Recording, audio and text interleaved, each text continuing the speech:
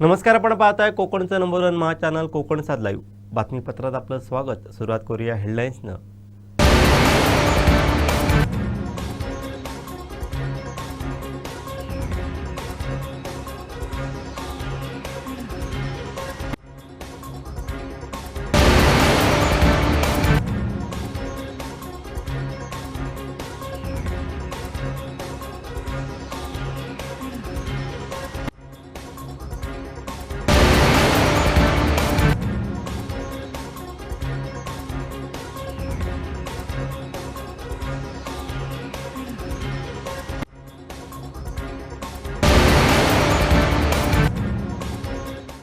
आता पाहूया सविस्तर बातम्या। माजी खासदार विनायक राऊत यांनी कुटुंबावर झालेल्या आरोपांवर जोरदार प्रत्युत्तर दिलंय। पाहूयात। आणि माझ्या कुटुंबावर लावलेले जे आरोप आहेत हे निकालच खोटे आहेत। दुर्दैवाने गीतेश राऊत यांचं लग्न झाल्यानंतर त्यांच्या पत्नी ह्या मागच्या 3 वर्षापासून त्यांच्याबरोबर राहत नाही आहेत आणि त्यांनी तक्रारीमध्ये जे लिहिलेलं आहे की 2018 ते 2022 पर्यंत माझ्यावर अशा पद्धतीची अघोरी कृत्य केली जात होती आणि त्यामध्ये त्या तक्रारीमध्ये हेही लिहिलेलं आहे की ह्या बाबाबुवांकडे जाताना मी माझ्या आईवडिलांना सुद्धा घेऊन जायचं। मग आईवडील जर तिच्याबरोबर होते आणि 2018 आणि 22 ह्या कालावधीमध्ये जर असे प्रकार होत होते तर ताबडतोब त्यांनी तक्रार का केली नाही? त्याला कोणी अडवलं होतं? त्यांच्यावर कोणी बंधन घातलं होतं? आज 2026 आहे, म्हणजे 22 साली किंवा 2018 ते 2022च्या दरम्यान झालेले हे जे काय असे जे प्रकार आहेत त्याची तक्रार ते 2026मध्ये करतायत। यामुळे दिसून येते याच्या पाठीमागे काहीतरी काळेबेरं आहे आणि हे सगळे गैरप्रकार होत असताना त्याने स्वतः तक्रारीमध्ये लिहिलेलं आहे की त्या प्रत्येक वेळेला माझे आई वडील माझ्याबरोबर असायचे आणि मग आईवडिलांच्याच संरक्षणामध्ये असणारी गिरिजा तिला त्याच वेळेला ह्या अघोरी प्रकाराच्या विरुद्ध आवाज उठवण्याची संधी होती किंवा तक्रार करण्याची संधी होती, परंतु त्यांनी 26पर्यंत हे का दाबून ठेवलं हा विषय आहे। पण त्याचं खरं कारण असं आहे की आता गिरिजा राऊत यांनी DVची सूट फाईल केलेली आहे गेल्या महिन्यामध्ये आणि त्याच्यापूर्वीसुद्धा आमचे वकील आणि त्यांचे वकील यांनी ह्यामध्ये तडजोड करावी DVमध्ये यासाठी काही बैठका घेतल्या होत्या। पहिल्या बैठकीमध्ये तिने 5 करोड रुपये मागितले आणि 3 रूमचा घर मागितलं, 3 रूम किचन फ्लॅट, त्याचबरोबर ॲटोमॅटिक गाडी मागितली आणि तो फ्लॅटसुद्धा विथ टेरेस फ्लॅट असायला पाहिजे अशा पद्धतीची मागणी केली। दरमहा 2 लाख रुपये त्याशिवाय खर्चाला मिळाले पाहिजे अशी मागणी केली होती। आम्ही ती मान्य केली नाही। मग त्यानंतर पुन्हा तिने DVचं जे नोटीस दिलेले आहे आत्ता हे माझ्या हातात आहे ते, ह्या DVच्या नोटीसमध्ये 20D प्रमाणे कौटुंबिक हिंसाचार वगैरे ते काय नोटीस दिली। त्याच्यामध्ये आर्थिक अनुतोष रक्कम रुपये दरमहा 5 लाख, तसेच कायमस्वरूपी आर्थिक अनुतोष रक्कम 10 करोड देण्याबाबतचे निर्णय सामनेवाला यांनी द्यावे। त्याचबरोबर भावनात्मक त्रासापोटी जी नुकसान भरपाई आहे ती सुद्धा 2 करोड, 2च ना, 2 म्हणजे 10 करोड अधिक 2 करोड 12 करोड आणि मागे एक आहे अजून एक 50 लाख कसलं तरी आहे।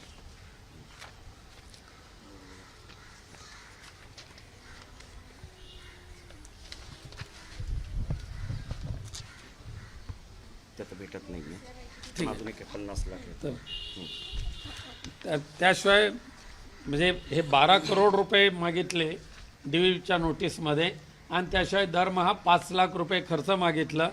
त्याशिवाय घर आणि गाडी ही मागणी तर कायमच ठेवलेली आहे आणि ही मागणी मान्य होणार नाही हे गृहीत लक्षात ठेवून तिने अशा पद्धतीचे खोटे नाटे आरोप आमच्यावर केलेले आहेत आणि ते आम्हाला मान्य नाहीत। आम्ही ही बाब आता पूर्णपणे न्यायालयाच्या अखत्यारीमध्ये आहे। आम्ही सुद्धा न्यायालयामध्ये गेलेलो आहोत।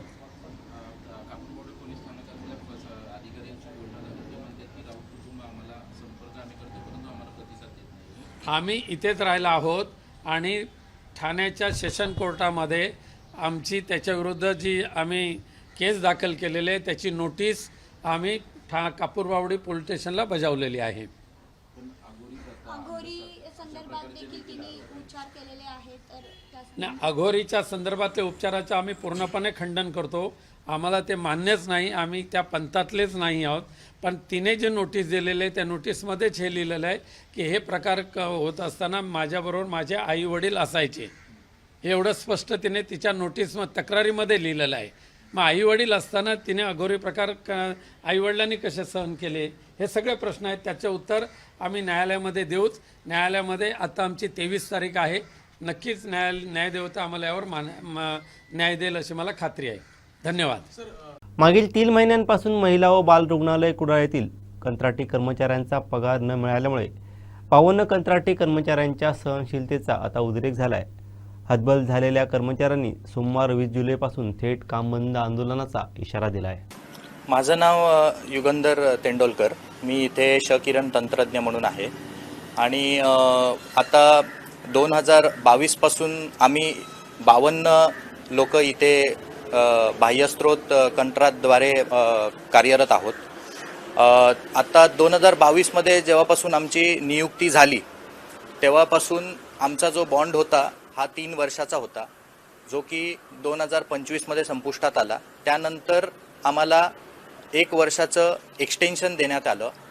त्याच्यानंतर आमचा जो कार्यकाळ आहे, कॉन्ट्रॅक्ट आहे, तो 31 एप्रिल 2026ला संपुष्टात आला आणि आता 31 मार्च 2026ला संपुष्टात आला. 1 एप्रिल 2026 पासून आतापर्यंत आम्ही इथे 52 लोक 24 तास आरोग्याची सेवा देत आहोत. आम्ही महिला हॉस्पिटल कुडाळ येथे 52 लोक 2022 पासून जे कार्यरत आहोत. पूर्ण आम्ही आमचं ट्राय करतो की आम्ही 24 तास सेवा दिली पाहिजे आणि विदाऊट एनी कंप्लेंट कुणाची हॉस्पिटलमध्ये काही या ह्यानी आम्ही काम करत आहोत, आम्ही कार्यरत आहोत. आता आमचं अशी रिक्वेस्ट आहे की जे 2026 एप्रिलपासून आम्ही काम करत आहोत ह्याचं लेखी म्हणजे रिटर्न स्वरूपात आम्हाला काहीही ऑर्डर दिलेली नाही आहे, आम्हाला काही ऑर्डर मिळालेली नाही आहे. तेच ऑर्डर नसल्यामुळे आमचा सगळ्या कर्मचाऱ्यांचा पगार हा थकीत राहिलेला आहे. प्लस थोडंसं पास्टमधलं मी सांगायचं झालं तर 2022 पासून आतापर्यंत आमच्या सगळ्या कर्मचाऱ्यांचा पगार हा कधीही वेळेवर झालेला नाही आहे. शासनाच्या नियमाप्रमाणे एक तारीख ठरलेली असते, त्या तारखेला आम्हाला कधीही पगार मिळत नाही. आम्हाला ESICचे बेनिफिट्स मिळत नाही. आमच्या इथे महिला कर्मचारी जे आहेत यांना मॅटर्निटी लीव्ह मिळत नाही, त्यांना मॅटर्निटीचे फायदे मिळत नाहीत. दुसरी गोष्ट अजून सांगायची झाली PF आणि ओव्हरऑल जे पगाराचं बायफर्केशन असतं XYZ जो आमचा पगार आहे आज, त्यामध्ये जे बायफर्केशन आहे त्याप्रमाणे आम्हाला प्रत्येक पदाच्या कर्मचाऱ्याला प्रत्येक वेगळा पगार दिला जातो. त्या पगारामध्ये तफावत दिसून येते. या सगळ्या गोष्टी आम्ही 4 वर्ष फेस करतोय. पण आज आम्ही मीडियाच्या समोर येण्याचं मुख्य कारण हे आहे की एप्रिलपासून आतापर्यंत आम्हाला लेखी ऑर्डरच दिली नाही आहे, ज्याचं पत्रव्यवहार आम्ही सगळीकडे केलेलं आहे. आम्ही एक फाईल रेडी केली आहे. साधारण एवढे 50च्या वरती पत्र झाले असतील, जे आम्ही ॲडमिनिस्ट्रेटिव्ह डिपार्टमेंट्स असतील किंवा इतर संबंधित अधिकारी जे आरोग्य सेवेशी रिलेटेड असतील, या सगळ्यांना आम्ही पत्रव्यवहार केलेले आहेत. पण आम्हाला एकाही पत्राचा रिप्लाय आलेला नाही आहे की तुम्ही काम कंटिन्यू ठेवा किंवा तुमच्या पगाराची वाढ होईल किंवा तुमचं एक्सटेन्शन देण्यात होईल. हे पत्रव्यवहार किंवा जे वर्बली आम्हाला गोष्टी कळतात ह्याच्यावरतीच आम्ही आज काम कंटिन्यू ठेवलेलं आहे. आम्ही सगळे 52 कर्मचारी हे सिंधुदुर्गातले स्थायिक कर्मचारी आहोत. जास्त करून लेडीज इकडे कार्यरत आहेत. ग्रुप 4 वाले कर्मचारी आहेत जे खूप लांबून येतात, कवठीवरनं येतात, मालवणवरनं येतात, STनी प्रवास करतात. लिटरली सगळ्यांचे आज आर्थिक परिस्थिती अशी झाली आहे की त्यांना कामावरती यायला पण पैसे नाही आहेत. म्हणजे अशी कधी वेळ आली नव्हती की आम्ही कुठेतरी हा विषय आणू लोकांसमोर आणि आम्ही ह्या विषयावरती बोलू, कारण कुठेतरी सोल्युशन्स मिळायचे. पण आज अशी सिच्युएशन आहे की आम्हाला काही उत्तरच कुठून मिळत नाहीये असं झालंय. नेमका आम्ही सगळे कर्मचारी आज जमलो आणि कुठेतरी आम्ही सगळे जमवून हाच निर्णय घेतलाय की आमचं हेच आव्हान आहे, आमची एक रिक्वेस्ट आहे आमदार निलेश राणे साहेबांना आणि पालकमंत्री नितेश राणे साहेबांना आमची हात जोडून रिक्वेस्ट आहे की साहेब तुम्ही ह्या विषयावरती अजून थोडंसं लक्ष द्या आणि आम्हाला न्याय मिळवून द्या. बाकी ओके, आम्ही जसं आम्हाला कळायचं की आमचा कॉन्ट्रॅक्ट हा फॉर एक्झाम्पल 31 मार्चला संपणार आहे, तर आम्ही संबंधित आमचे कॉन्ट्रॅक्टर असतील, प्रशासनातले संबंधित अधिकारी असतील, यांना आम्ही सगळ्यांनी मिळून पत्रव्यवहार करायचो. पण त्या पत्रव्यवहाराचा आम्हाला कधी काही रिप्लाय आला नाही. आम्हाला माहितीच नाहीये की आमचा कन्सर्न माणूस कोण आहे, आमचा कन्सर्न डिपार्टमेंट कोणता आहे, की ज्याला ॲज अ कॉन्ट्रॅक्च्युअल एम्प्लॉय मी कुठे जायचं आणि मी कोणाला प्रश्न विचारायचं. सो एक्सपेक्टेड उत्तर आम्हाला तर आहे की आमच्याकडे ऑर्डरचं काहीही लेखी नाहीये. आम्ही सगळ्यांनी असा निर्णय घेतलाय की आम्ही मॅक्झिमम अजून 10 दिवस वाट बघू शकतो. म्हणजेच आम्ही ही अपेक्षा करतोय की ह्या 20 जुलैपर्यंत आम्हाला पॉझिटिव्ह रिप्लाय, आमचा जो कॉन्ट्रॅक्ट नवीन कॉन्ट्रॅक्ट प्रमाणे, आता सांगायचं झालं तर 4 वर्ष आम्हाला एकच सॅलरी येते. सो कुठेतरी त्याच्यामध्ये पण नवीन GR असेल किंवा नवीन जे सॅलरी आम्हाला मिळाली पाहिजे त्याप्रमाणे आम्हाला आमची ऑर्डर मिळवून देत. आम्ही सगळे इकडचेच आहोत, आम्हाला इकडे काम करायची खूप इच्छा आहे. सो आमची हीच रिक्वेस्ट आहे की आम्हाला ऑर्डर मिळू देत आणि आमचा पगार आम्हाला वेळेवर मिळवून देत. ॲक्च्युली आम्ही 2022 पासून इथे कार्यरत आहोत आणि आमचा जो पगार आहे तो आजपर्यंत कधीच वेळेत झालेला नाहीये. आमचा पगार नेहमी 1 महिन्याला जो शासकीय नियमाप्रमाणे व्हायला पाहिजे तो कधीही आजपर्यंत झालेला नाहीये. अगदी 3-3, 4-4 महिने आम्ही पगारासाठी वाट बघितलेली आहे. आणि आता एक सामान्य गृहिणी म्हणून मी हे एक सांगते की आता किती महागाई झाली आहे, तर एका गृहिणीला एक घर सांभाळणं किती मुश्किल होतं या महागाईच्या जीवनात, आणि तेही 3-3, 4-4 महिने पगार नाहीये. तर आम्ही काय फेस करतोय ॲज अ महिला म्हणून ते आम्हाला माहिती आहे. आज आमच्याकडे किती अशा महिला आहेत ज्या काम करतायत, क्लास 4 असू देत किंवा आमच्या ज्या सिस्टर्स असू देत, त्या सुद्धा अगदी कमी पगारात काम करतायत. म्हणजे त्यांनी घर कसं चालवायचं, प्लस आपला प्रवासाचा पण प्रश्न आहे, तर त्यांनी ट्रॅव्हलिंग कसं करायचं. आणि आजपर्यंत आम्ही पत्रव्यवहार इतके केलेत की आमची फाईल सुद्धा ही भरलेली आहे. तर आमचं असंच म्हणणं आहे की आतापर्यंत जे आहे ते आमचा पगार जो पेंडिंग आहे तो आम्हाला आमचा वेळेत मिळावा. आणि आमचे जे काही ESIC आहेत, जे काही भत्ते आहेत, जे काही PF आहेत किंवा आणि ज्या काही मॅटर्निटी लिव्ह ज्या विथ पे आहेत त्या आम्हाला मिळाव्यात. त्यासाठी पण शासनाने, आरोग्य यंत्रणेने थोडासा प्रयत्न करावा.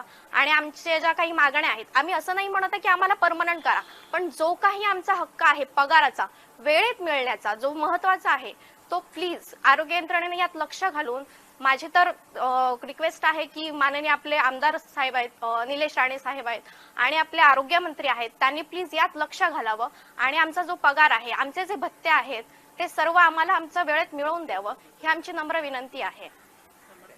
आमचे कॉन्ट्रॅक्टरशी सुद्धा म्हणजे पत्रव्यवहार झालेले आहेत की त्यांनी आम्हाला वेळेत पेमेंट करावं. आणि तो जो पगार आहे त्या पगारात सुद्धा एवढी तफावत आहे की आम्हाला कॉन्ट्रॅक्ट मध्ये दिलेली रक्कम एक आहे आणि आमच्या अकाउंटला जी रक्कम येते ती वेगळीच आहे. मग यात खूप तफावत आहे. त्याबद्दल सुद्धा आम्ही आरोग्य यंत्रणेकडे बऱ्याच वेळा क्वेश्चन केलेत की याचा आम्हाला काहीतरी बायफर्केशन द्या की आमचा पगार कुठे जातोय, याबद्दल तुम्ही कॉन्ट्रॅक्टरला विचारणा करा. यासाठी सुद्धा आम्ही खूप पत्रव्यवहार केलेत आजपर्यंत. सो त्याचं असं फर्म असं आन्सर, व्यवस्थित आम्हाला असं लेखी आन्सर कधीच मिळालेलं नाही आजपर्यंत 4 वर्षात. काय असणार तुमची पुढची भूमिका? आमची पुढची भूमिका हीच असेल की 10 दिवसात आम्हाला न्याय मिळावा, जेणेकरून आमचं या 10 दिवसात शासनाने आमची जी काही पेंडिंग पेमेंट्स आहेत, जे काही पेंडिंग ESIC आहे, जे काही पेंडिंग PF आहेत, ते जे सगळे आहेत ते आम्हाला वेळेत आमचे द्यावेत, वेळेत आम्हाला मिळावेत, जे की अत्यंत महत्वाचे आहेत. आणि आमचा जो पगार आहे तो नियमित व्हावा एवढी आमची माफक अपेक्षा आहे. सो प्लीज यात आरोग्य यंत्रणेने लक्ष घालावा. प्रस्ताविक आहे, निर्णय अजूनपर्यंत आलेला नाही त्याच्यावरती. त्यामुळे 1 एप्रिलपासूनचे पुढचे पेमेंट वेतन अद्यापर्यंत त्यांचं झालेलं नाही आहे. परंतु कालच झालेल्या VC-मध्ये माननीय आयुक्त, आपले आरोग्य आयुक्त यांच्या अध्यक्षतेखाली झालेल्या VC-मध्ये असे संकेत दिलेले आहेत की आहे ह्या एजन्सीमार्फत ह्या सेवा 30 सप्टेंबर 2026पर्यंत ह्या सेवेला ह्या एजन्सीला मुदतवाढ देण्याचे संकेत दिलेले आहेत. आणि आत्ता सर्व कर्मचाऱ्यांनी आपल्याकडे अर्ज सादर केला की आम्ही सोमवारपासून सर्व कर्मचारी मिळून काम बंद आंदोलन करतोय. तर आत्ताही माननीय जिल्हा शल्य चिकित्सक सरांचं माननीय पालकमंत्री महोदयांसोबत बोलणं झालेलं आहे आणि त्यांनी ॲडिशनल कमिशनर यांच्याशी बोलणं सोमवारी करून याविषयी तात्काळ निर्णय घेण्यात येईल असं आपल्याला आश्वासन दिलेलं आहे. आणि यामुळे आपण सर्व कर्मचाऱ्यांनी विनंती केलेली आहे की पूर्ण प्रशासन त्यांच्या अडचणीसाठी किंवा त्यांचे पुढील मुदतवाढीचे आदेश प्राप्त करून घेण्यासाठी आपल्या स्तरावरून पूर्ण प्रयत्न सुरू आहेत आणि ते आदेश लवकरच येतील तोपर्यंत त्यांना आपण काम सुरू ठेवण्याविषयी विनंती केलेली आहे. आणि आदेश प्राप्त होताच त्यांचं जे काही प्रलंबित देयक वेतन आहे ते एकत्रितरित्या त्यांना देण्यात येईल एजन्सीच्या मार्फत. माजी खासदार विनायक राऊत यांच्या सुनेनं केलेल्या जादूटोणा आणि कथित अघोरी प्रथांच्या गंभीर आरोपानंतर या प्रकरणातील तपासाला वेग आलाय. या प्रकरणात नाव आलेल्या सावंतवाडी तालुक्यातील कोलगाव येथील फिरोज बाबाला ठाणे पोलिसांनी सावंतवाडी पोलिसांच्या मदतीनं चौकशीसाठी ताब्यात घेतलंय. विनायक राऊत आणि त्यांचा मुलगा गीतेश राऊत यांच्यासह इतर आरोपींविरुद्ध दाखल गुन्ह्याच्या तपासादरम्यान ही कारवाई करण्यात आली. फिरोज बाबा याच्यावर तक्रारदार महिलेनं तिच्यावर कथित जादूटोणा आणि अघोरी विधी केल्याचा आरोप आपल्या फिर्यादीत केलाय. त्यानंतर ठाणे पोलिसांचे पथक सावंतवाडीत दाखल झाले आहे आणि पोलिसांच्या मदतीने कोलगाव येथून फिरोज बाबाला ताब्यात घेण्यात आलाय. दिसले सकाळी गाडी तिकडे लावल्याने त्याच्यानंतर एका काय विचारू ना डायरेक्ट गाडी घातली पोलीस स्टेशनला नेलं. पोलीस नेल्यानंतर तिकडे मग ती गोष्ट अशी चौवळ झाली. काय दिनागराची सुनीली काय आम्ही कधी भूक पण नाही आम्ही यांच्यानी पण भूक नसतात, यांच्या घरातल्या बालमधून भूक नसतात, हे गोष्टी ते नसतातच. तर आपलं काम केल्याने आणि त्यांचं काहीतरी काम होतं इल्ली का नाही इल्ली या परमेश्वराला माहिती. आम्ही का स्वतः ॲक्च्युअली ते कधी गाडी घेऊन येताना ते विनायक राऊत काही भूक नाही. मी आजपर्यंत राजकारण फक्त टीव्हीत बघले तर आपण कधी आपले संपर्क आम्ही काय कामाच्याच पुढे असतो त्यामुळे आम्हाला त्यांचा विषय माहिती नाही का काय मोठं रिसिवचं काय विषय नाही. आणि त्याच्या सुने का अंदाज काही गोष्टीचं नाही, सगळं हे फुलांनी काम जेव्हा फुला चढायना किंवा चादर घालणं ह्याच काम असतात, मग बाकी काय काम नसतं हे सर. म्हणलं इला तुमच्या लक्षात म्हणलं बाबा काहीतरी हाडून करतं ह्या आडा कोंबे आडा तर असली काम होणार नाही, बकरो आडा ह्या काम होणार नाही यांच्याकडे. जादू तोंड करूचं काही विषयच नाही असं. तर कोणी सिद्ध करून त्यांनी दाखवतं का जादू तोंड केलं असं दाखवत होतो माझ्यावर केला काय केलं असं काय काय हे असं ह्या नाही असा. ह्या कसा ह्या एक राजकारण त्यांचा असा फक्त काही कोणीतरी त्याच्याशी ह्या केला आणि ह्यांच्याशी ह्या करा असं विषय केलेलो हा. आता ते काय किती तो देवांचा आपल्या देवाचाच काम करता, बाहेर आजूबाजू कामं करणार नाही, उलटसुलट काम करणार नाही म्हणलं. आणि तर तुमचा समजा काम असं तर तुमचं सुद्धा सांगतो तुमच्या देवात पाणी येते आणि मग माझ्याकडे तुम्ही करा असं विचार नाही का तुमच्या देवा काकाने माझ्या देवा विचारा असं काय नाही का. हे गोष्टी नुसते असे ह्या असत. चादर चढू गेले ते देवळात चढत होतात, बालका जाणत नाही त्याच्यात पुरुषच जातात. देवात काही चादरींची दर्गा आता समोर देवाची आपण दिल्ली आधी केली नाही आता आता ती त्यांची ती ह्या इल्ली आता पुण्यती पुण्यतिथी असताना मिया साहेबांची पुण्यतिथी त्यांची इल्ली आहे हो ती मागली त्यांच्या बाबा आमच्या मशिदीसमोरच असा जातात त्यांच्याने मग तिकडे दर गुरुवारी सोमवारी चादर चढवतात का. बाकी काय काम नाही त्यांच्याकडे म्हणजे हाच काम करतो खोटा असा खोटा काम होणार नाही. आणि एक लक्षात द्या खैच्या देवाकडे खोटा काम कधी होणार नाही. परमेश्वराच्या मनाचा ताच होता फक्त काय एक आमका तुमका काहीतरी बरा नाही होणार जरा ते त्याच्यासाठी आम्ही काही भटाकडे जातो कोणाकडे जातो आमचं कामच असतं. जाऊ कसं की लहान मुलासाठी जोर वळतात किंवा काय असतात तर ती काम करतो असं. बाकी असं खोटा काम करणं होतं नाही इकडे नाही करत इकडे नाही करत. तो माझं मेवणं सक्को मेवणं त्यामुळे आम्ही जास्त करून आमचं काय काम नाही त्यामुळे ते बोलणं चालणं आमचं सगळं म्हणजे घरातलं जातात पण काय काम नाही ना आपलं त्याच्यामुळे काय जास्त आम्ही विचारलो ना बा तुझं काय काम असा त्याच्याकडे काय केलं काय. पण विनायक राऊत सुनेक मी कधी इतकेच बघूक नाही त्याचं माझा दिवसातून 4-5 जाणं येणं रस्त्यावरून असतात आणि कधीतरी आठवड्यातून एकदम इकडे येतो नाही इकडे असला ह्या इकडे काय होणार नाही. जादू तोंडा ह्या कोणाकडे होणार नाही आमच्याकडे. आणि ह्या घरात कोणाकडे विचारत असली कामं करणार नाही म्हणजे आज्या पंजापासून करतात आताचेच नाही सर.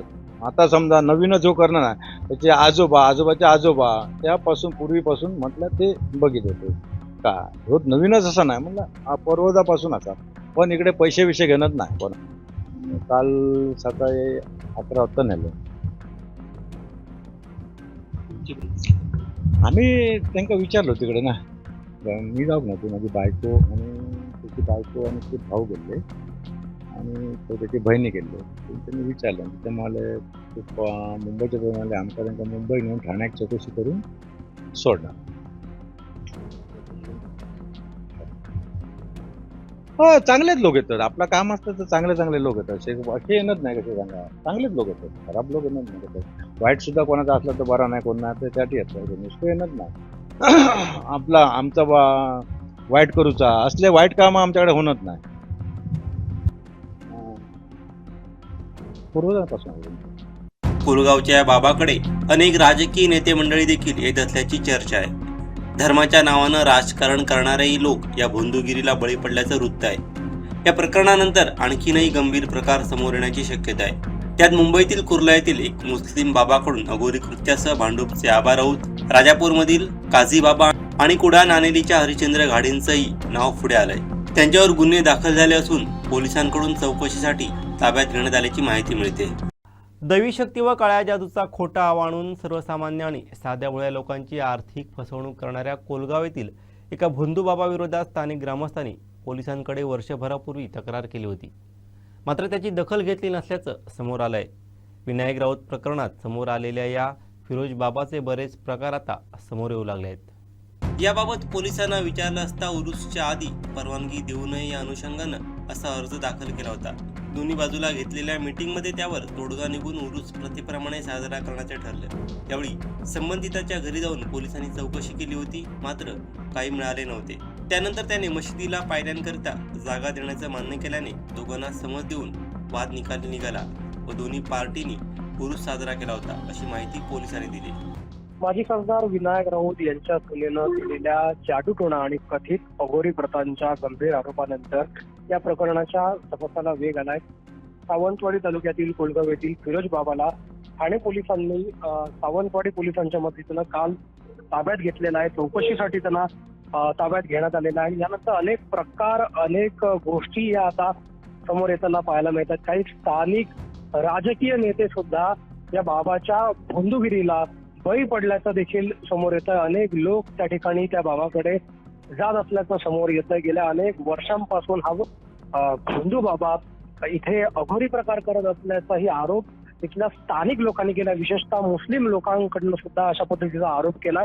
सावंतवाडी पोलिसांचं त्यांनी लक्ष वेधलं होतं. अंधश्रद्धा निर्मूलन समितीचं त्यांनी लक्ष वेधलं होतं.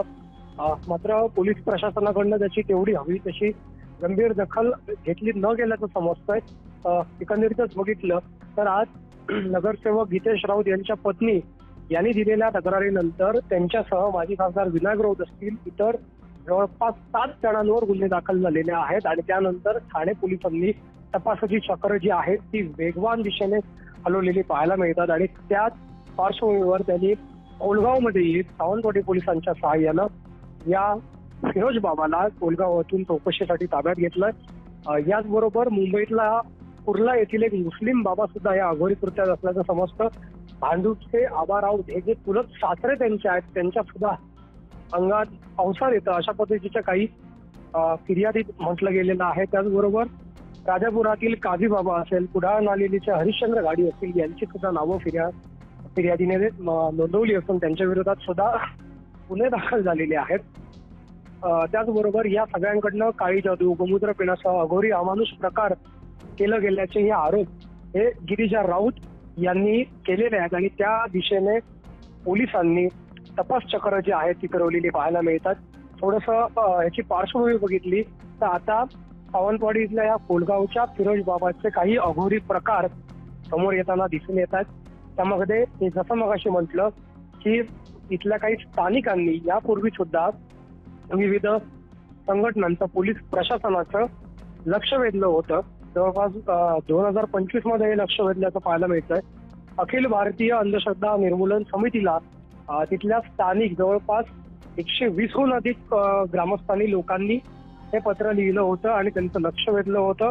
आमच्या परिसरातील फिरोज आदम शेख हे आपणात दैवी शक्ती असल्याचं भासवून आमच्या गावातील लोकांची आर्थिक फसवणूक करत असल्याबाबतची तक्रार ही कोलगाव फणसवाडी या इथल्या ग्रामस्थांनी दिली होती आणि त्यात प्रामुख्यानं बघितलं तर बहुतांश लोक हे मुस्लिम समाजाचे होते. त्याचबरोबर इतरही इथले ग्रामस्थ मात्र 122 जणांचं तब्बल सह्यांचं हे पत्र जे आहे ते या अंधश्रद्धा अखिल भारतीय अंधश्रद्धा निर्मूलन समितीला दिलेलं पाहायला मिळतं. त्याचबरोबर सावंतवाडी पोलीस निरीक्षकांना सुद्धा हे पत्र दिलं होतं. दिनांक 18/1/2025 रोजी पोलीस ठाण्यामध्ये हे पत्र तिथल्या ग्रामस्थांनी दिलं होतं आणि ठाणे अंमलदारांची पोच सुद्धा ग्रामस्थांकडे असलेली पाहायला मिळते. या जर पत्रात काही गोष्टी बघितल्या तर सिंधुदुर्ग जिल्ह्यातल्या कोलगावमध्ये गेली 8-10 वर्षापूर्वी एक दर्गा अस्तित्वात आला आणि सदरचा दर्गा आपल्या स्वप्नात असं देऊन त्याचे पूजन करा असं सांगतो अशी अफवा या फिरोज बाबानं सर्वत्र गावात पसरवली अशा पद्धतीचा आरोप आहे. आणि या गावातील लोक या सगळ्या गोष्टीला भोळे बाबडे असल्यामुळे बळी पडले आणि देवावर श्रद्धा असल्यानं त्यांनी हे स्वप्न खरे समजून दर्गा उभारण्यास आर्थिक निधी उपलब्ध केल्याचंही या पत्रात म्हटलं. आणि त्यानंतर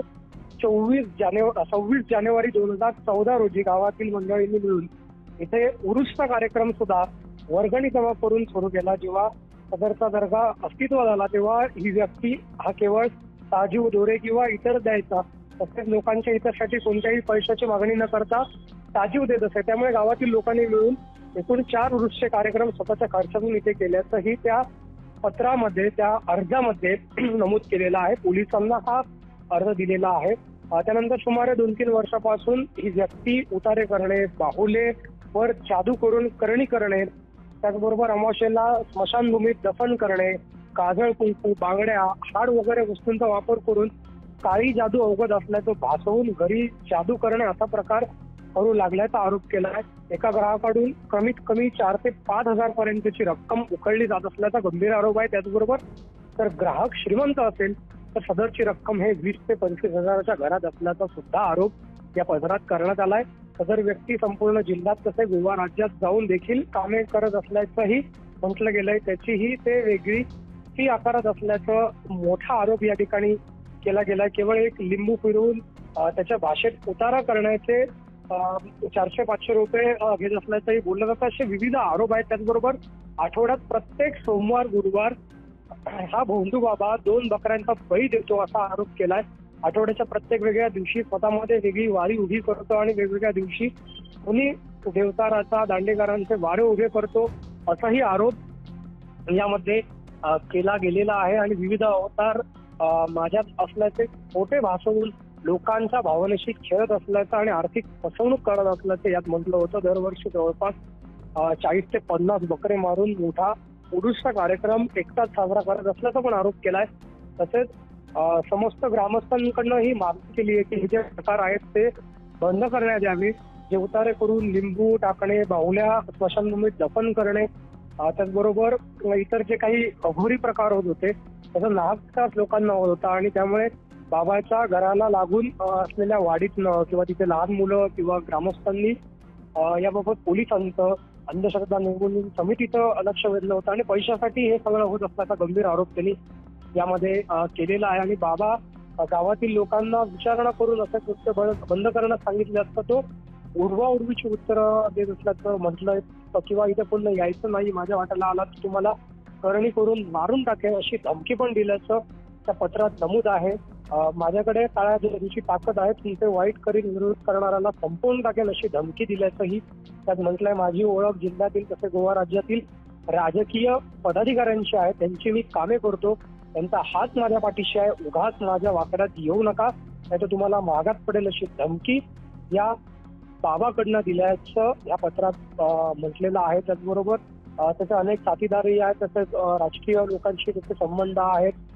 त्यामुळे जीवाच्या भीतीने हे लोक गप्प बसल्याचंही म्हटलं गेलं. मात्र त्यानंतर त्यांनी याबाबत अंधश्रद्धा निर्मूलन कायदा 2013 अंतर्गत ही कृत्य होत असल्याच्या पार्श्वभूमीवर संघटनेचं असेल, पोलिसांचं असेल लक्ष वेधलं आणि यात प्रामुख्याने बघितलं तर लियाज शेख असेल, ताज शेख असतील, इरफान शेख असेल, तौफिक शेख असेल यांच्यासह जवळपास मुस्लिम समाजातल्या 122 जणांनी त्या पत्रावर, त्या अर्जावर, तक्रार अर्जावर सह्या केल्याचं पाहायला मिळतं. मात्र त्यानंतर पोलिसांकडनं हवी तशी कार्यवाही झालेली दिसत नाही. त्याची काही चित्र सुद्धा, त्याचे काही फोटोज सुद्धा आपल्याकडे आले, ते सुद्धा आपण स्क्रीनवर पाहू शकत असाल. काही ठिकाणी नारळ दिसतोय, काही ठिकाणी काळ्या बावल्या दिसत आहेत आणि हा परिसर चाळलेल्या स्थितीत आपल्याला पाहायला मिळतो. त्याच्यामुळे हे अघोरी प्रकार बघता, या सगळ्या गोष्टी बघता निश्चितच आणखीनही काही मोठे प्रकार, मोठ्या घडामोडी या पार्श्वभूमीवर समोर येण्याची शक्यता आहे.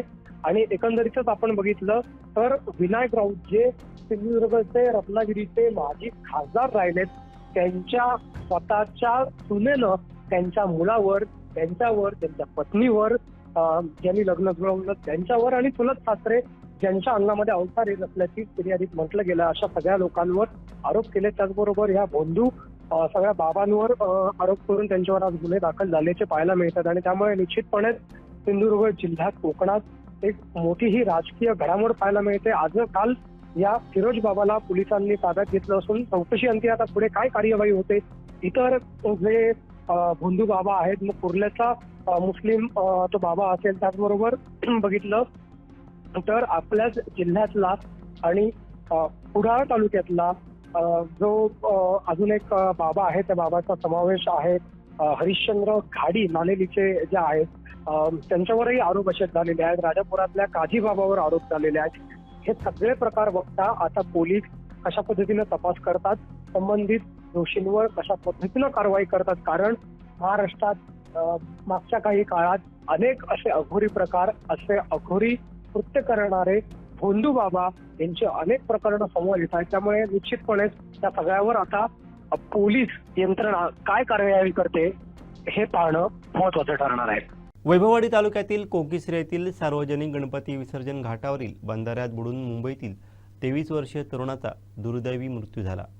सिद्धांत प्रकाश जाधव असं मृत तरुणाचं नाव असून तो मित्रांसोबत फिरण्यासाठी कोकणात आला होता. मुंबईतील 14 मित्रांचा ग्रुप 10 जुलैला कोकिसरे येथे पर्यटनासाठी आला होता.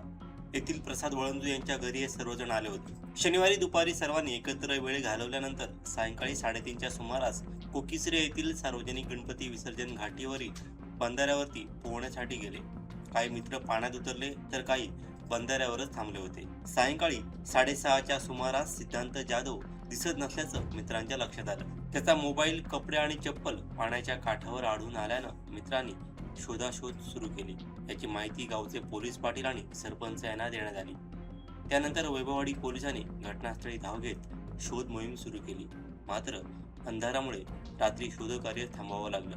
रविवारी सकाळी पोलीस, ग्रामस्थ आणि मित्रांनी पुन्हा शोध मोहीम हाती घेतली. सकाळी सुमारे 8:45च्या सुमारास बंधाऱ्यातील 15 ते 20 फूट खोल पाण्यात सिद्धांत जाधव याचा मृतदेह आढळून आला. पोलिसांनी मृतदेह ताब्यात घेऊन शवविच्छेदनासाठी वैभववाडी ग्रामीण रुग्णालयात पाठवला.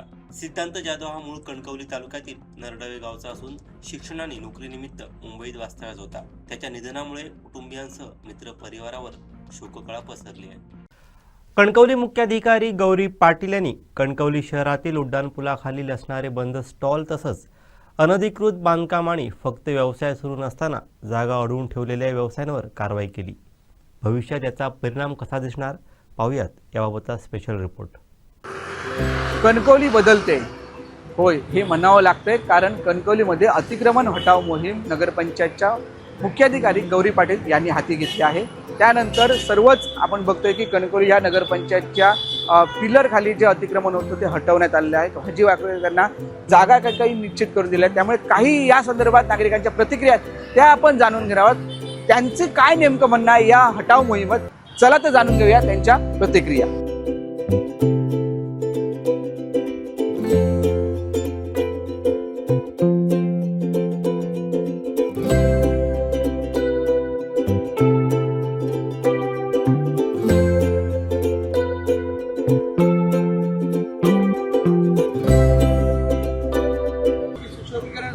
भाजीवाल्यांना, फळवाल्यांना एक जागा निश्चित करून द्या आणि त्या नरडेवा रोडला पण सुशोभीकरण होता, एक बदलता कणकवली काय सांगता? कणकवलीचे सुशोभीकरण ही काळाची गरजही आहे आणि आपल्या शहराची प्रगती होई त्यासाठी सुशोभीकरण हे महत्वाचं आहे. पण सुशोभीकरण इतरांसारखे हा तसाही होऊन दे पण आपलं हे सुशोभीकरण मेंटेन ठेवणं महत्त्वाचं आहे.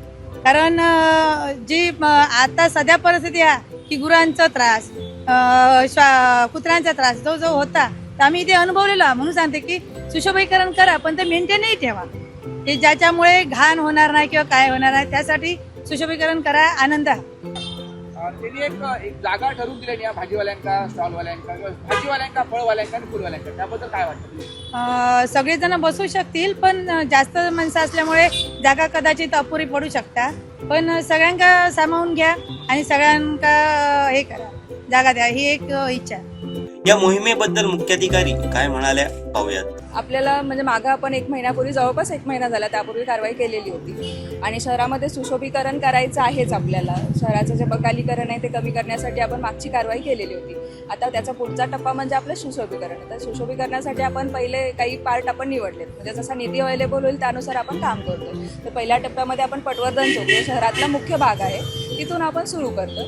तिथून 3 पिलर घेतलेले आहेत, P5 ते P11. या पिलरमध्ये आपण सुशोभीकरणाचा पहिला टप्पा घेतो. तसंच नरडवे रोड हाही शहराचा महत्त्वाचा पॉईंट असल्यामुळे नरडवे रोडमध्ये P37 ते P42 या पॉईंटमध्ये आपण सुशोभीकरण घेतो. मग त्यातला आता पहिला जो भाजीचे जे आपले भाजी, फळं, फुलं विक्रेते जे बसतात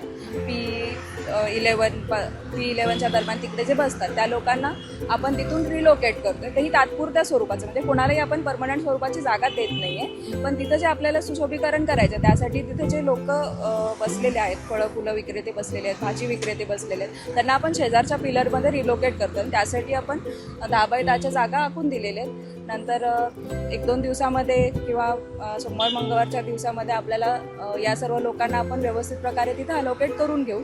आणि त्यामुळं त्यांना सगळ्यांना तिथून स्वतःचे स्टॉल काढण्यासाठी आपण विनंती केलेली आहे आणि सूचना केलेल्या आहेत. आणि जर या पलीकडे कोणी आपल्याला मंगळवारपर्यंत सहकार्य नाही केलं तर आपल्याला मग ते काढून घ्यावं लागेल. व्यापारी आणि रिक्षा व्यावसायिक यांनीही या अतिक्रमण हटाव मोहिमेचं स्वागत केलं. नगरपंचायतीने मोहीम राहिली ती चांगलीच राबवलेली आहे आणि कणकवली या सुशोभीकरण होता.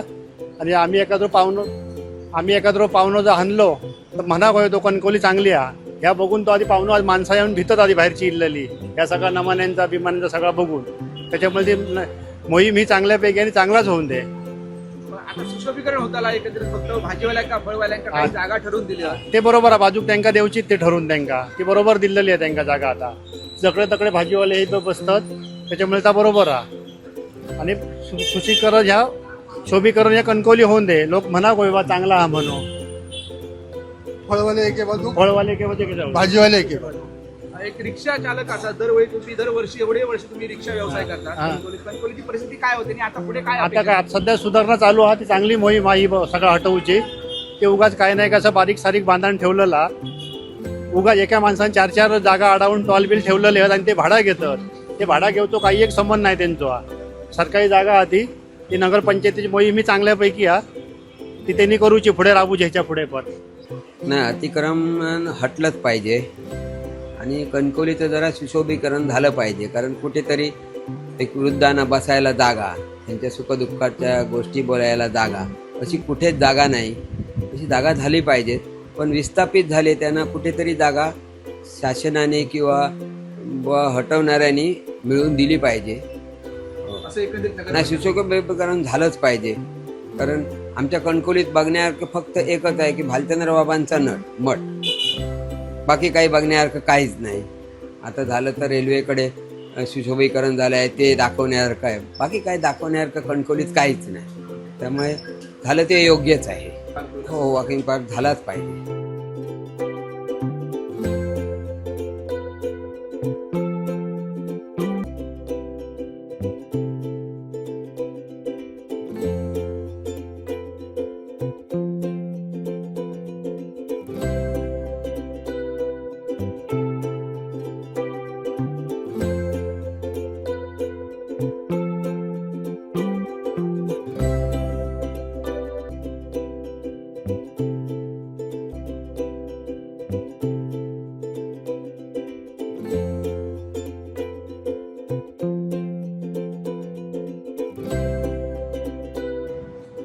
आपण आता पाहिलं ती कणकवली शहरातील नागरिकांनी ज्या प्रतिक्रिया दिल्या या अतिक्रमण हटाव मोहिमेसंदर्भात किंवा या सुशोभीकरणासंदर्भात या प्रतिक्रिया दिलेल्या त्या एकदम सकारात्मक आहेत. प्रत्येकाचं म्हणणं आहे की ही अतिक्रमण हटाव मोहीम खूप चांगली आहे. रिक्षा चालकांनी सांगितलं तर खूप ब्रिज खाली अस्तव्यस्त वाटत होतं, स्टॉल जे बंद होते हटवले, त्यामुळे खूप बरं वाटलं. सातत्य राहायला पाहिजे, त्याच्यामध्ये सुशोभीकरण झालं तर आणखी बरं वाटेल. आमचे जे येणारे नातेवाईक पाहुणे असतील त्यांना आम्ही कणकवलीत घेऊन आलो, त्यांनी म्हणायला पाहिजे की खरोखर कणकवली बदलली आहे.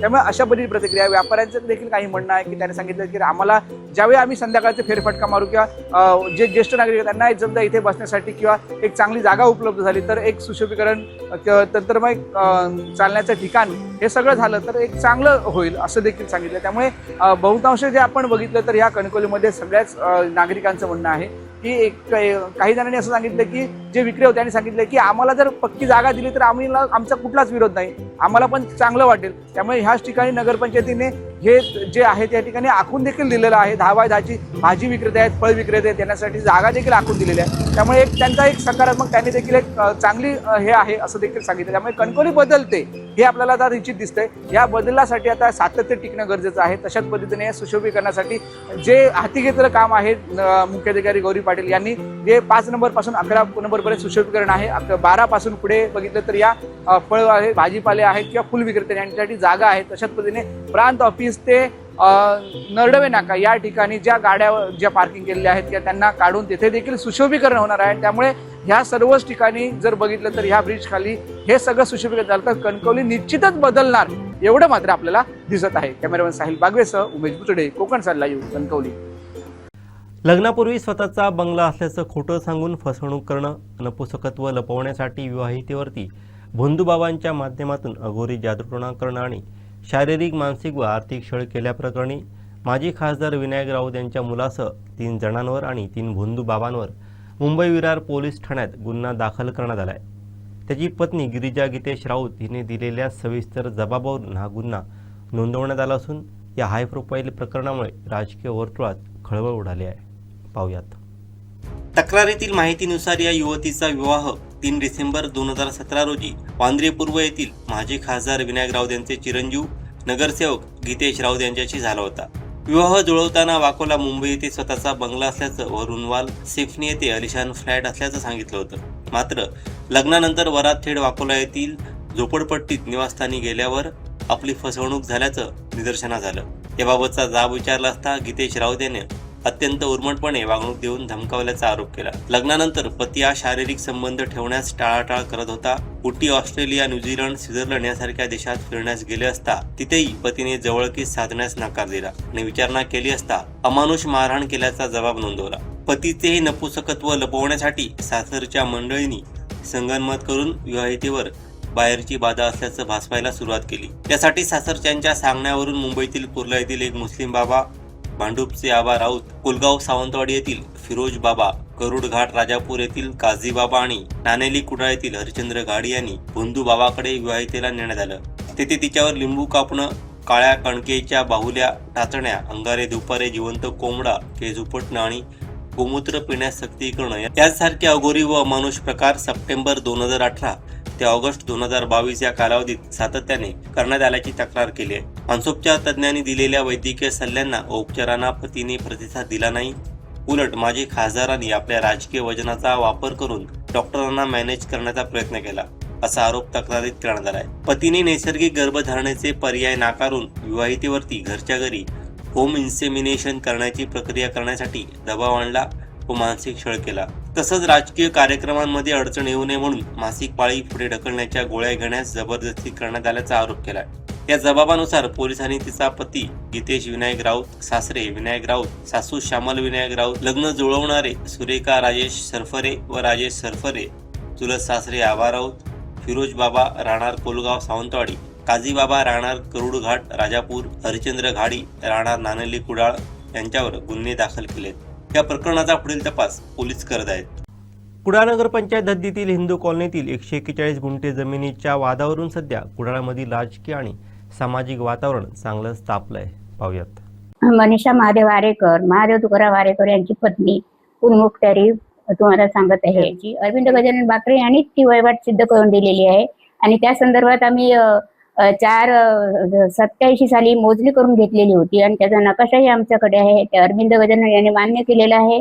आणि त्यावेळी माझे सासरे तुकाराम महादेव आरेकर हेही तिथे होते. आणि आपण तहसीलदारकडे आम्ही कुळपणाचा दावा दाखल केला, 70 दावा दाखल केला. तो दावा चालू असताना हे टाकी बांधायला तिथे आले. तेव्हा कितीतरी जण आम्ही विनंती करून सांगितले, आमचा दावा चालू आहे, तुम्ही टाकी बांधू नका.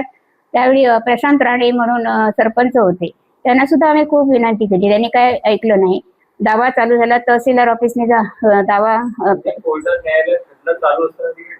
टाकी बांधायला आले. चालूच होते, खटले चालूच होते असतानाच दावे चालू बांधायला आलेले होते इथे जबरदस्तीने. आणि हे पहिल्या आधी सदस्य सगळे आलेले, त्यांना सुद्धा आम्ही नको म्हणून सांगितलेलं, दावा चालू आहे. तरी पण मग त्यांनी तहसीलदारने अनरजिस्टर्ड बक्षीसपत्राचा आधार घेऊन तो दावा पहिला फेटाळला आणि प्रांताकडे पाठवला. प्रांताने आमचा दावा कुळपणाचा मान्य केला आणि परत फेर चौकशीसाठी तहसीलदार कुडाळकडे पाठवला. परत कुडाळने तो दावा अपात्र तसंच उत्तर दिलं, म्हणजे अनरजिस्टर्ड बक्षीसपत्राने असल्यामुळे सरपंचाच्या नावावर आहे म्हणून.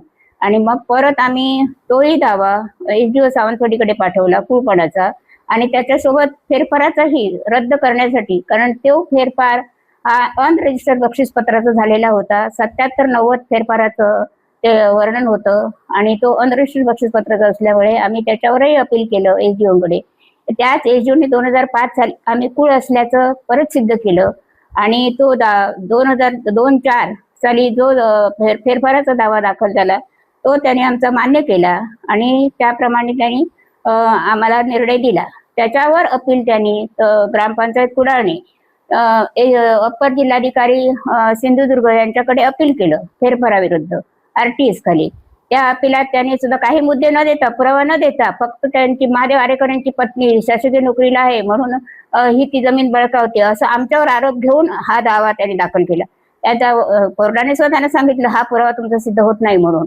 त्यावेळी आम्ही उपस्थित नव्हतो. तो दावाही आमच्या बाजूने झाला फेरफाराचा. त्याच्यावर हा फेरफार RTS खाली परत त्याने आयुक्तांकडे दावा दाखल केला. आयुक्तांकडून त्याने निर्णय 6-7 महिन्यात केसेस वगैरे झाल्या आणि आयुक्ताने खालच्या कोर्टाचा अप्पर जिल्हाधिकाऱ्यांचा आदेश मान्य केला, त्यांचा आदेश फेटाळला.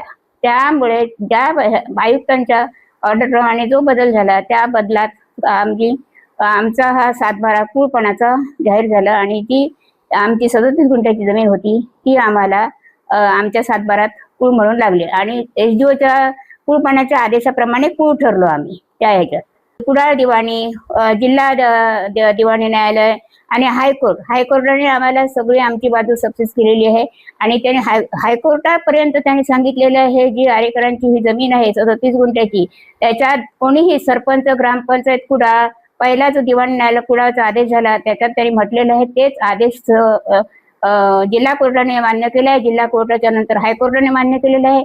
सरपंच, ग्रामपंचायत कुडाळ किंवा त्यांचे एजंट, नोकर चाकर इतर कोणीही त्या जमिनीत फिरकता कामा नये असे आदेश असताना सुद्धा ह्या जवळच्या आमच्या नगरसेविका संध्या तेरसे ही कायमस्वरूपी आपल्या नोकर वर्गांना घेऊन आमच्या त्या जमिनीचा जो आडा आहे त्या आडा तोडायला वारंवार त्यांना सांगत होती. आणि रस्त्याची दुरुस्ती, रस्त्याची जमीन ही सुद्धा 37 गुंठ्यातच येत आहे.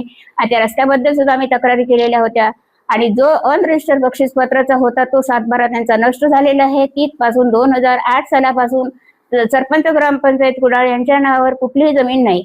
आता ते 141 गुंठे जमीनची संपतायत.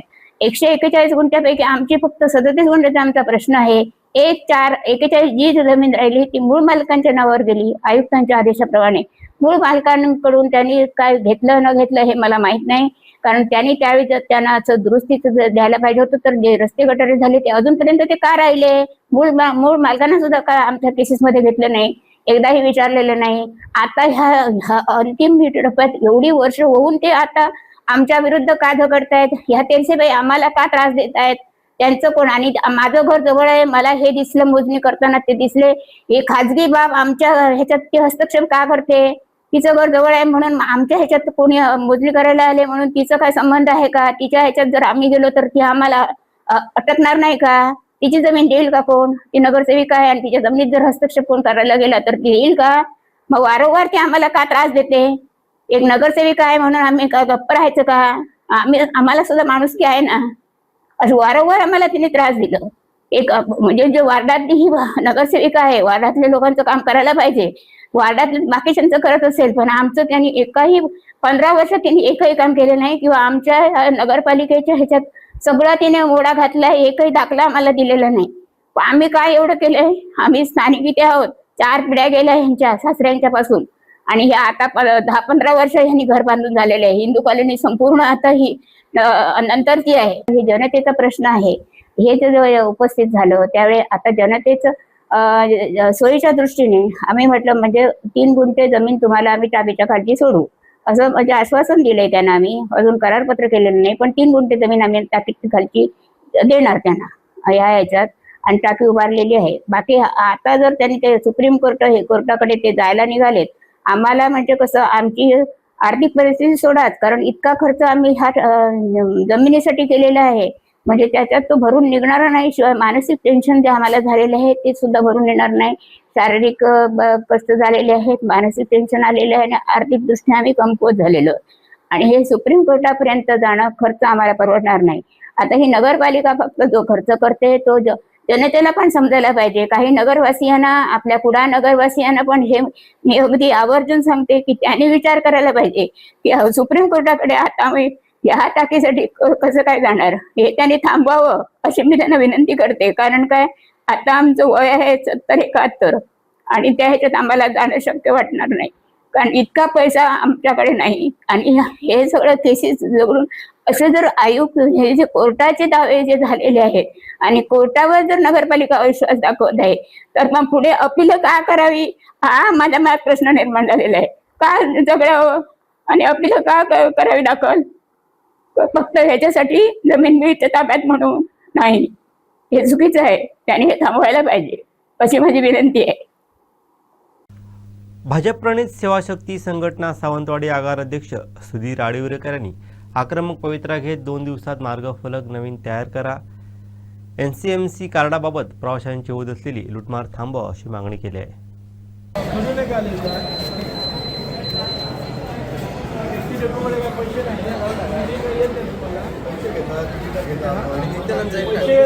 लोकांकडून पैसे घेतात ते करता काय? तुम्हाला 6 महिन्यापूर्वी आम्ही लेटर दिलेलं होतं बोर्ड करून घ्या म्हणून, का केलं नाही तुम्ही? लोक येतात त्याला काय दिसणार आहे? काय दिसणार? 6 महिने झाले, 6 महिने अजून बोर्ड बनवतात का? कोणाला दिले ते? बोलून दिले म्हातार रोज इकडे येतात. हे तुमचं वाचू घेता का बघा? काय योजनेत वाचू घेता? घेता वाचू 4 कधी करून देणार आहे? आम्हाला बोर्ड निश्चित पाहिजे. बोला साहेबांना बोला.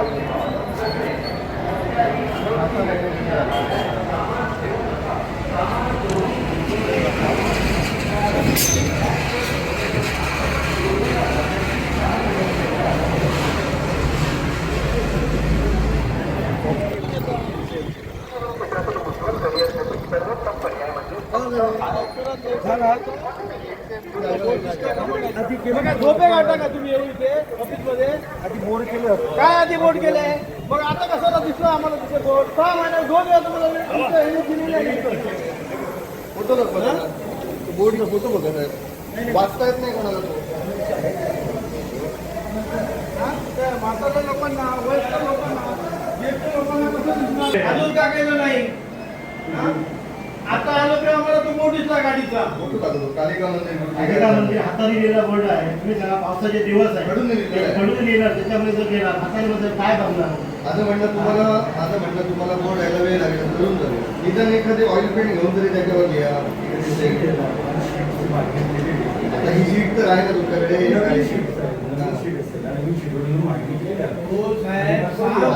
तुमच्या अजून बनवले आपण लॉंगरूटचे बोर्ड, म्हणजे लॉंगरूटचे बोर्ड बनवले होते बनवले ना, तर आमच्या अधिकाऱ्यांना दाखवत जावा बाबा हे तुम्ही जो अर्ज केला याच्यावर एवढे बोर्ड बनवलेले आहे, तर आम्हाला खात्री होणार. हो काय काम झालं? कारण आता आम्ही आमच्या डोळ्याने बघितलंय ना. डिजिटल बोर्ड आहेत ना तुमचे, सगळे डिजिटल बोर्ड आहे. याचा रिपेअरिंग आणि मेंटेनन्स कोण करतात? डिव्हिजन ऑफिस आता जे बंदिस्त अवस्थेत आहे त्याचं रिपेअरिंग तुमच्याकडे आहे, तुमचा शिक्का आहे त्याच्यावर आहे ना शिक्का बघितलंय बघा तुम्ही तारीख बघा नाव त्याच्यावर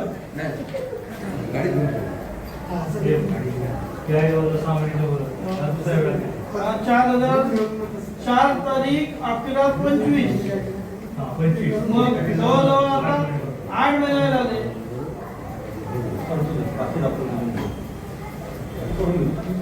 साहेब आता एक अशा विषयासाठी आम्ही आपल्याला भेटायला आलो आहे की कार्ड असतात काही Rane hospital and medical research centre आणि टीम KMR यांच्या वतीने आयोजित करण्यात आलेल्या कुडाळ मान्सून मॅरेथॉन 2026ला आज सकाळी 6 वाजता मोठ्या उत्साहात सुरुवात झाली. केनियाचा आंतरराष्ट्रीय धावपटू विल्सन किप्रॉप याच्या मुख्य उपस्थितीत या मान्सून रनला सुरुवात झाली. देशभरातून सुमारे 2000हून अधिक धावपटूंनी आपली नोंदणी निश्चित केली आहे. पाहूयात.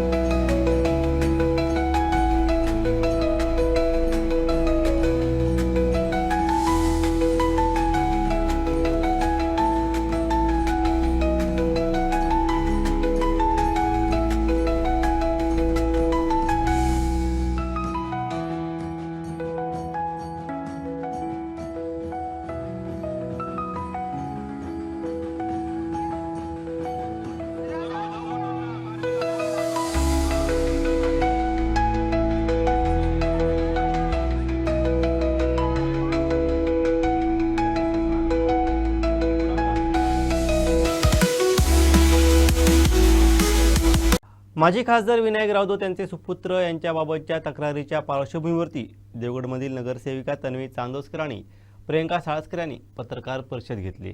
पाहूयात.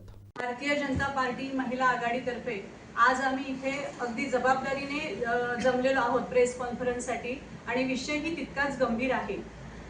आज माझ्या मोबाईलमध्ये एक FIR आलेला आहे. मी कॉपी आणलेली FIRची. ती आहे विरार पोलीस स्टेशनला झालेली.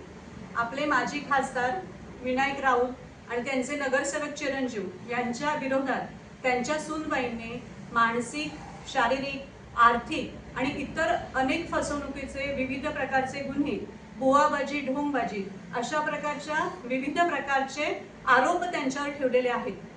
आज आम्ही इथे जमलेलो आहोत आणि आमचं म्हणणं सगळ्यांचं असं एकच आहे की तक्रार करणारी जी महिला आहे तिला पूर्णपणे सुरक्षितता मिळावी आणि तिच्या बाजूने व्यवस्थित निपक्षपणे हा जो तपास आहे तो केला जावा.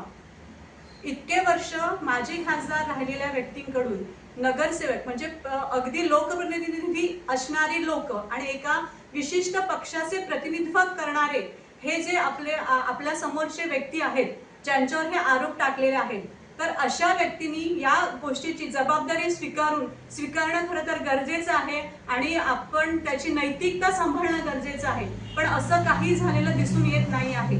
पीडिता जी महिला आहे अशा प्रकारचे कोणावर अजून अन्याय होत असेल तर त्या महिलांनी पुढे यावं. तुम्ही केव्हाही बघितलं असेल तर भारतीय जनता पार्टीच्या आम्ही ज्या महिला पदाधिकारी आहोत ते महिलांच्या बाबतीत ज्या ज्या ठिकाणी अन्याय होतो त्या त्या ठिकाणी आम्ही उभ्या असतो त्यांच्यासोबत.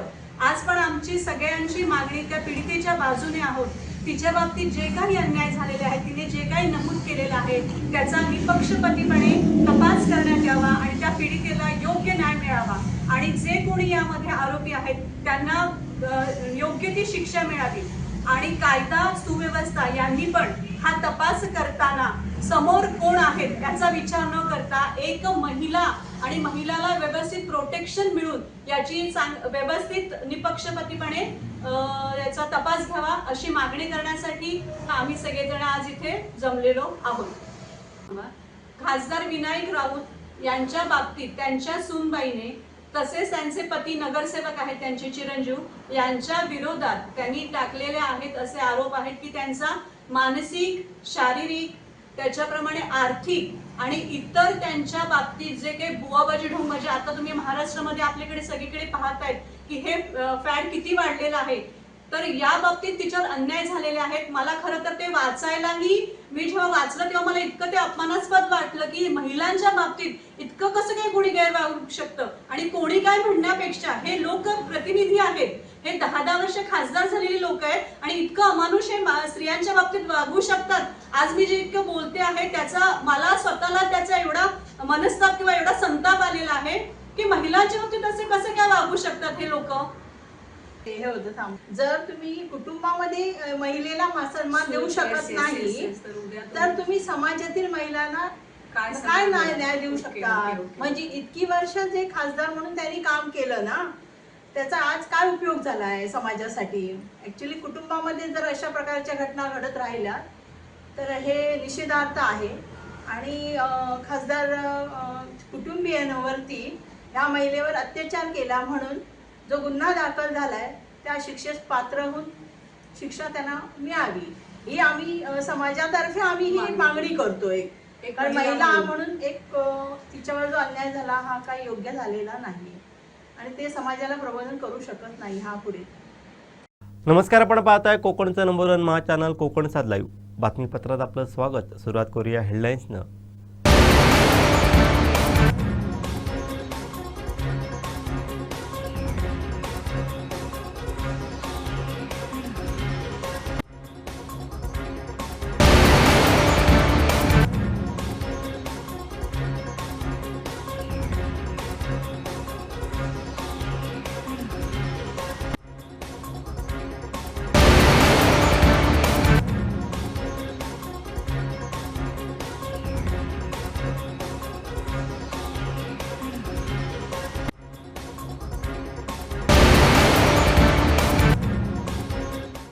आता पाहूया सविस्तर बातम्या.